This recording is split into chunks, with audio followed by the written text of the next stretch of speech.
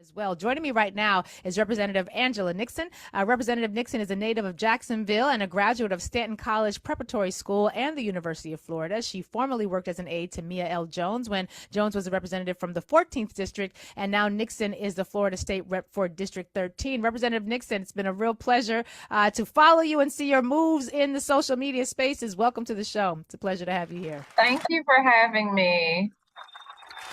Listen, I gotta tip my hat to you. I got family in Jacksonville, so I'm telling them they gotta vote for you because, quite frankly, I'm very concerned about what's happening in the state of Florida. In many ways, you who are engaged in state governance in states like Florida, in the belly of the beast, talk to us about what this Supreme Court term, Project 2025, and your lived experience as someone battling the return of white nationalism as a political ideology at the state level. What does all of this mean for you? Oh my gosh. Thank you. So thanks for having me again. What does all of this mean? It means that I'm going to continually be busy because not only am I a state representative, but I'm also a community organizer and I lead a statewide organization called Florida for All. We work with progressive groups across the state to work to align them so we can build power and really take back our state. Because what we're witnessing right now is folks who are in power and fearful of losing power, and even more so fearful that we're going to do to them what they've done to us for hundreds of years. And so they're holding on to that power at all costs by passing legislation that disproportionately impacts Black and Brown communities, trying to force us down through the school to prison pipeline. I'm just going to continue to fight. I'm going to continue to raise awareness and really continue to organize my community and letting them know that we deserve more, we deserve better, and we have to get rid of these folks in office who are just, caring more about corporations than working class families. Yeah. I love talking to folks who are doing the work in states like Florida and Tennessee, because I sometimes feel like those of us who are in other states, we're so spoiled because we're like, oh, we lost this election. Darn it. Oh, I'm going to take my ball and go home. And you all are like, okay, so they no longer have teaching actual history in schools. You all are living with what we are fearing is coming our way. Before we get into what it means to build power, how do you maintain a mindset that still believes you can win? Because I feel for a lot of us, it's so overwhelming. The onslaught is so intense that we have the luxury of kind of whining and complaining and copping out. And those of you in these battleground states, and I mean battleground for civil rights, you all don't have that option. What do you do to maintain a mindset that allows you to keep moving forward despite all of the political losses that folks who are fighting for progressive ideals are facing in Florida? Oh my gosh. So you hit the nail on the head. I mean, it's tough, right? It's tough, but I am a Black woman. I come from resilience, right? And I just lean on my ancestors and know that they've gone through worse. And the fact that I don't want to have to continue this fight, but I am going to do it. But I definitely don't want my children to have to do the same thing. And so, what we are also doing is they're not teaching us, allowing us to teach or our children to learn accurate and true Black history. They're banning books. So, we're opening up bookstores across the state, right? Like I'm one of the new Black booksellers here in the state. So we opened up a community space here in Jacksonville, Florida. The grand opening was actually on Sunday. And we're using it not only as a bookstore, we're using it also as a cafe because we are in a food insecure area. They don't want to build out our infrastructure. So we will make sure that our people get fed healthy, nutritious foods, right? We're also using the space to help organize and build power within it. And so it's like we are leaning on each other. We have done so much with so little here in the state of Florida. And we're going to continue to fight for that. And I really want people to realize that the state of Florida, we have the third largest Black population in the country. And we cannot What? afford, yes, the third largest Black population in the country. And folks cannot, if they really care about Black people, right? If they really care about improving the lives of folks, like they have to invest in our state and they can't take their ball and go home. And also the state of Florida is a testing ground, right? It's a testing ground for bad policies. And so it is important for us to try to stop bad policies from coming out of this state. And so folks have to invest instead of divesting. And because we're here and a lot of people can't even afford to leave. And so it's really important to stay strong and really try to fight back. I want to talk more about you joining the world of booksellers. I saw that the Brothers of Omega Psi Phi Fraternity Incorporated had their conclave there in Florida, and one of their major projects was buying from local Black-owned booksellers and distributing thousands upon thousands of books to the local community.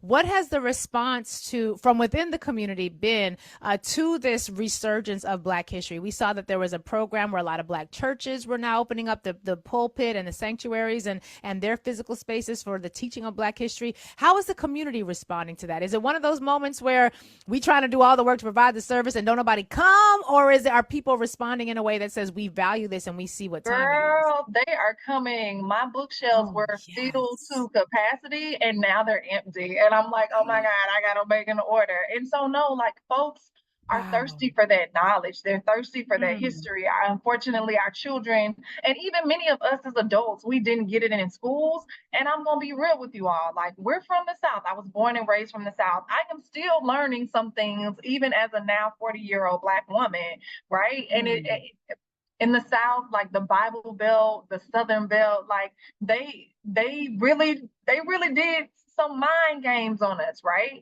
And so it's like a huge awakening and somewhat of a renaissance, and people are ready to really, take back their power and learn their history, because folks are starting to realize, like, we all want the same things. Everyone should have the opportunity to live healthy, prosperous, and safe.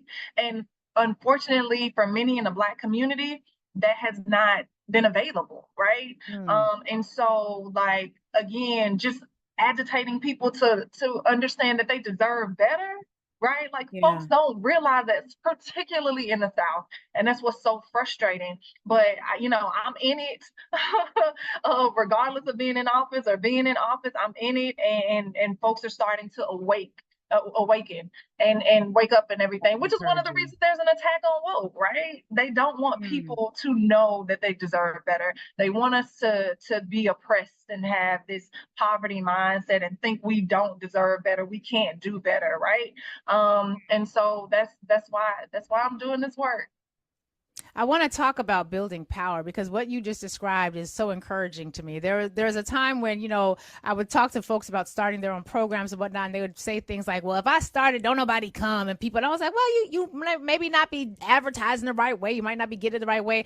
And so it's very encouraging that we're seeing not just people who are in the organizing space trying to provide the service, but people in the space of the community receiving and appreciating and valuing that service in a way that's going to be pretty dynamic. And I want to talk with you about what it looks like to build power. But we have a couple of callers on the line, and I want to get Jay from New York on, who, Jay, it looks like you have a comment about growing community through small collectives, which I think is related a bit to what Representative Nixon was just saying. Welcome to the Call-In family, Jay. What would you like to say this morning? Good morning to you and your guests. Basically, I had just wanted to say, we as a people have to understand one thing. This is a white man's country.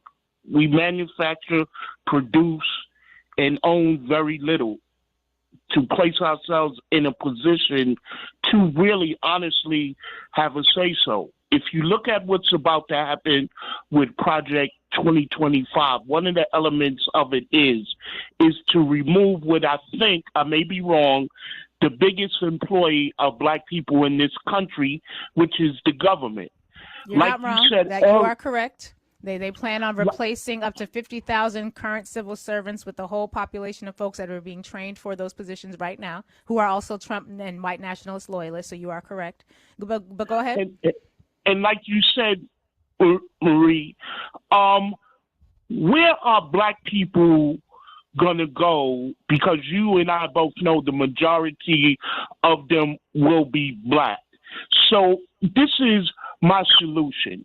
Understand clearly that, as Haki Madhubuti said in Plants the Planets, the white man is your perpetual enemy.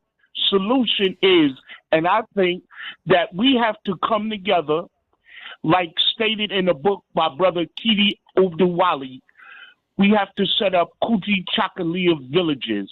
And I think that's exactly what Representative Nixon is talking about. The Coochie Chagalia, you're doing the Coochie Chagalia work. It sounds like Representative Nixon and Jay, not to cut you off, but just for time's sake, it sounds as though that's exactly what it is that you're doing with the bookstore and the collective, and not just thinking about being a seller of books, but someone who's also providing nourishing food, who's building out that sort of space for organizing to happen. Are you finding that is something that's being replicated throughout Black communities in Florida? Are you a special snowflake, Representative Nixon, or are you seeing other people also taking up this mantle of Coochie Chagalia engagement as well?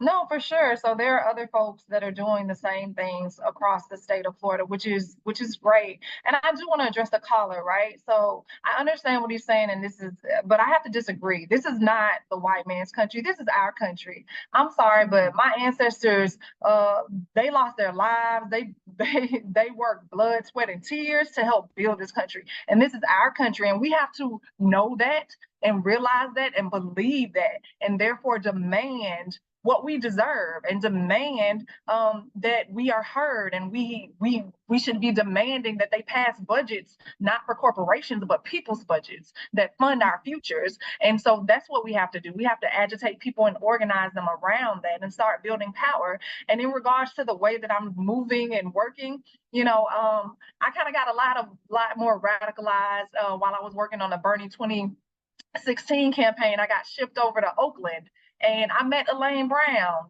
the only Black woman chairwoman, the only woman chairwoman of the chairman of the Black Panther Party.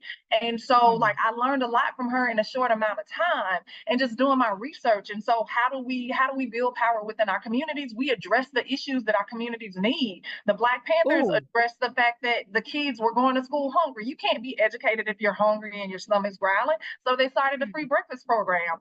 They also were working to bring in medical programs and have medical programs to provide for healthcare that the folks didn't have in the area. And so we're doing some of the same things here in Jacksonville and all across the state of Florida, like going and being not only service providers, but also like radicalizing people while they are getting those services to let them know that they shouldn't have to get these services like this in the first place. They should be afforded this, right? And so those are the things that we're trying to do.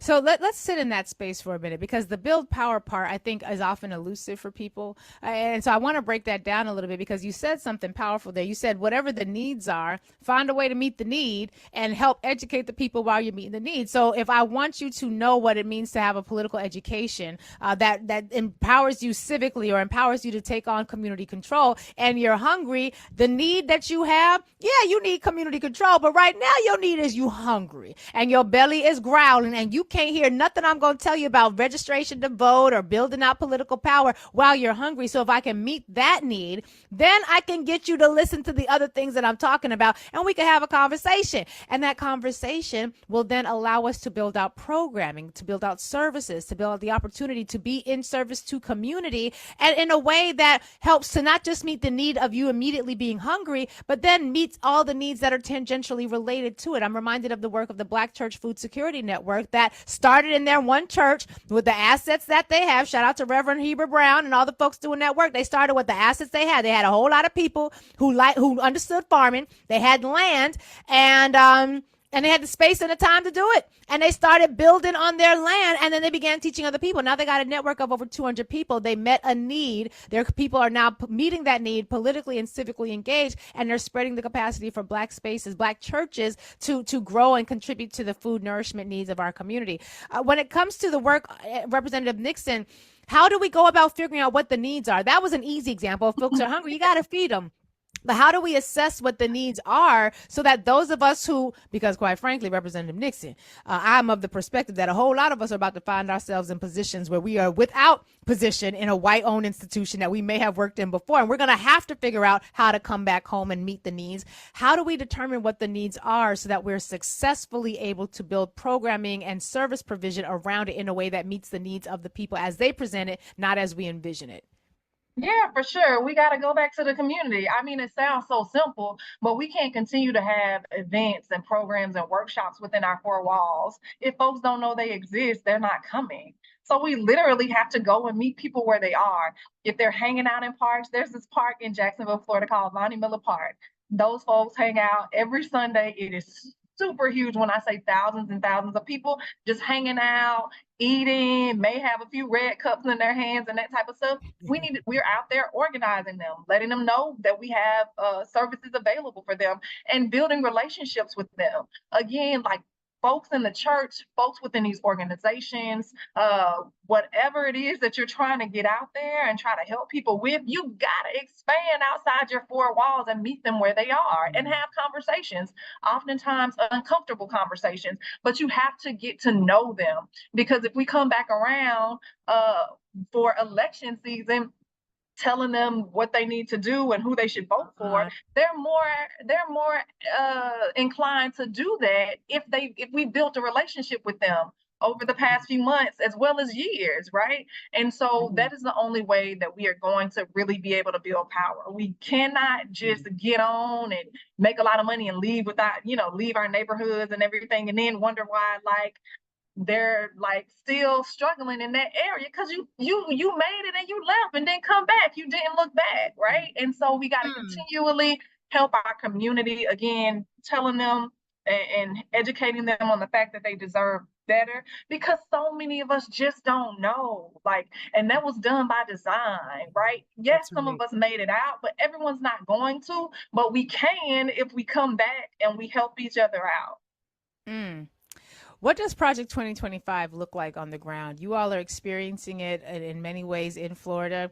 What does it look like to have to navigate, and what will if Project 2025 is fully unleashed and thanks to the Supreme Court, the legal framework for it is solidly in place now. If that plan were unleashed, what would that look like for your district in Florida? Yeah, it's going to be massive deportations, right? A ramp up of even more over policing than what we've seen. People, teachers, educators are going to continually leave our states, or actually our country. I see people are online talking about they're getting their passports ready because they want to leave our country. However, it's also going to be a time for Black people to lean on Black people even more so, and really lean on the church and these organizations to really try to figure out ways in which to combat this. And so, as you stated earlier, we've been dealing with this a while and a lot here in the South, and it's so very unfortunate. But we just gotta continue to fight our way out of it and really agitate people and to learn and understand that it's so important to vote, but it's also important to hold these people accountable, right? We can't continue to elect people just because they're Black and they just have this snazzy campaign sign and flyers and that type of stuff. We got to make sure those people have our best interest at hand, at heart. And so that's kind of what it looks like here, what we're already going through in the state of Florida. What's your hope, Representative Nixon? Yeah, a lot of us, I don't want to turn this into necessarily a philosophical conversation, but I feel like you've really helped us to understand what the practicalities of meeting the needs of the community look like, and giving that example. And what's the name of your bookstore, by the way? Where can people go to find it before I forget that? I meant to ask that. For sure. My bookstore is called Cafe Resistance Bookstore. It's located in Jacksonville, Florida, in Northwest Jacksonville, a predominantly Black community. We invite everyone to come and dream, resist, and flourish. Of course, it's called Cafe Resistance. Of course. Exactly. What is your hope, though, as you think about what moving forward and what victory looks like? And again, I love asking this question, not just from those of us who are in states where we're spoiled enough to think, oh my God, one day what's happening in Florida might happen here. You're there. It's happening. You're experiencing, you're seeing it every single day. You got Ron DeSantis, the Nazi, as your governor. You navigate in this space right now.